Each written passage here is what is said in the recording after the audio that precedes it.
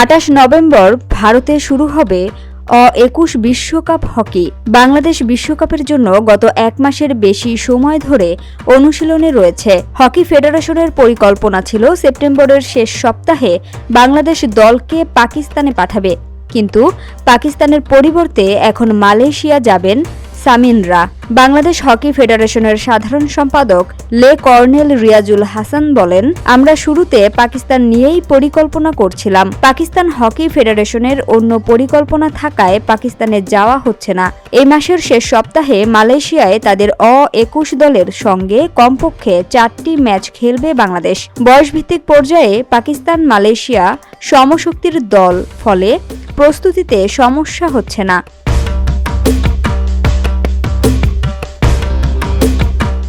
অক্টোবরের শেষ দিকে ইউরোপে দল পাঠানোর পরিকল্পনা রয়েছে ফেডারেশনের। এ নিয়ে 3টি দেশের সঙ্গে আলাপ চলছে ফেডারেশনের। ইউরোপ অনেক পেশাদার ও সংগঠিত, আবার তাদের অনেক মানদণ্ডও থাকে। এরপরও সুইজারল্যান্ড, অস্ট্রেলিয়ার সঙ্গে আলোচনা চলছে।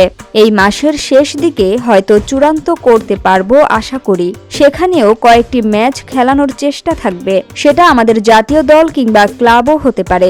বিশ্বকাপের জন্য ডাচ কোচ আইকম্যানকে এনেছে বাংলাদেশ।